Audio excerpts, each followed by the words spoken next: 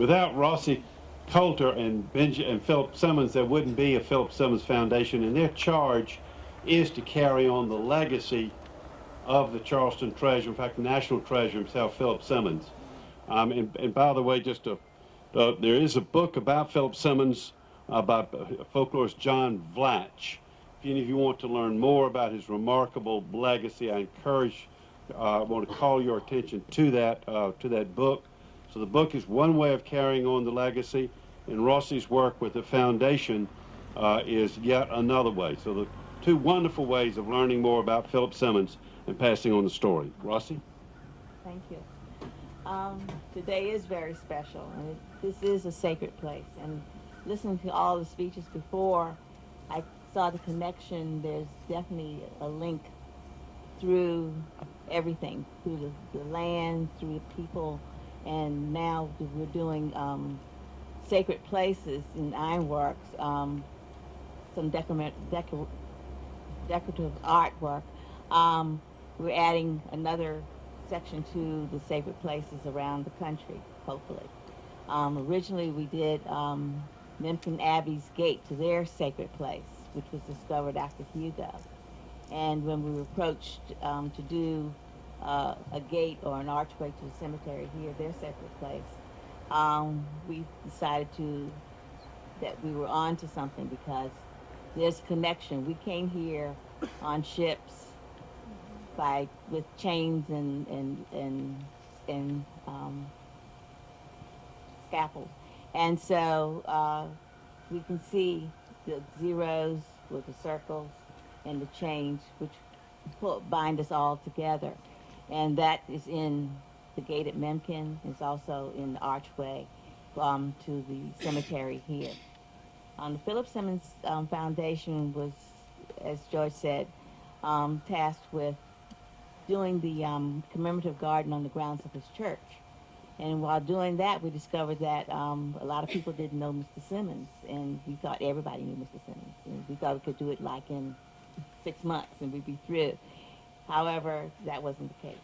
And we had to start doing things to bring him back into the light of the community.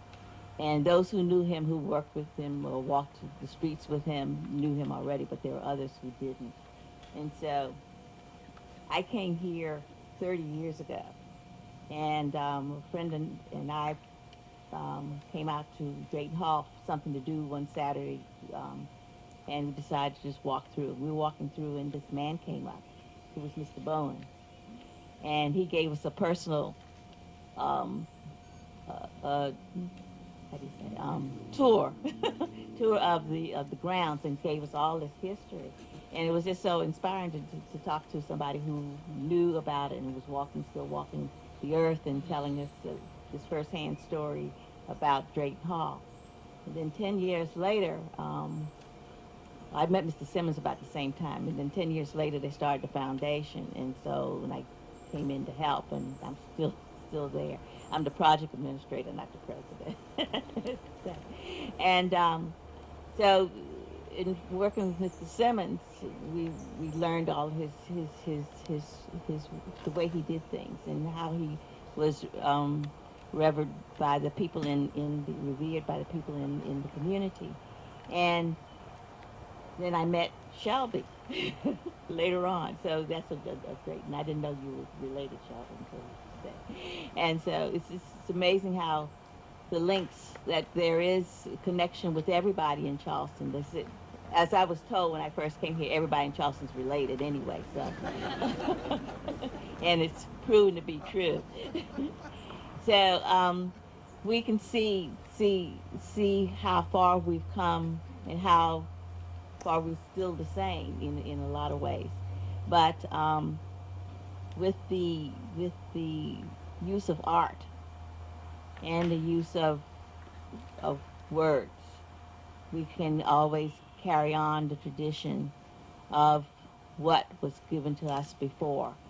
People worked hard, and they spoke and kept their history a lot of times to themselves, and only spoke to their families. And a lot of us as black folks, we didn't tell a lot of the horror stories that happened.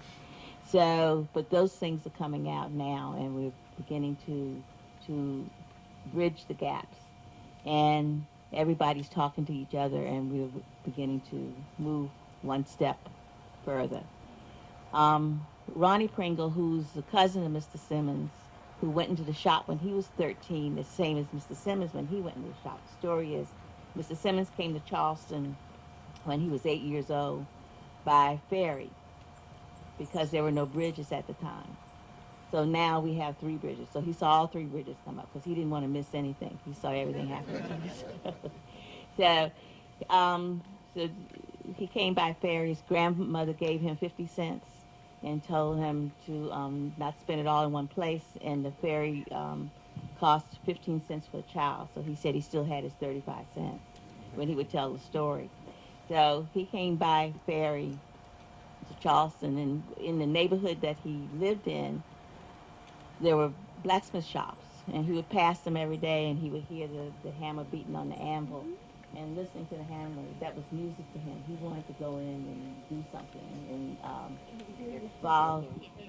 and excuse me. He was beating on, he would hear the hammer beating on the anvil, and the sounds from the anvil coming from the blacksmith shop sounds like music to him. And so he was encouraged to go inside, and he wanted a job. So he went to this one particular blacksmith and said, can I come and work here? And the blacksmith said, how old are you? And he said, 8 years old. He said, well, you're too young to come in at this time. He said, come back when you're 13. So the day after his 13th birthday, he went to the blacksmith shop. Ronnie, who's Joseph Pringle, went to the blacksmith shop when he was 13. Colter, who's Mr. Simmons' nephew, went in the shop when he was 13 also. So they worked, and it's still working. The shop now is operated by Ronnie, who's Joseph Pringle, and Carlton Simmons today. They're carrying on his tradition the way he was taught. Simmons was taught by the person who, when he went in and asked if he could get this job, his name was Peter Simmons, no relation, but they had the same last name. Peter Simmons was the son of Guy Simmons, who was a slave, who had passed on his shop to his son. And when Peter died, when Peter left the shop at the age of 98, he gave the shop to Mr. Simmons. And so Mr. Simmons, when he stopped working physically, because he continued to work mentally until he left us, he gave the shop to the business to Ronnie and Carlton. So the shop is still operating as a blacksmith shop, and in his tradition. So we're carrying on everything. Miss Braxton, her family, the Bowens family, is carrying on tradition, and we're still at Drayton Hall. So the spirits who are still walking among us, and in the bodies that were buried across the street, that we all continue to say, leave them rest, because they have left us a legacy to continue.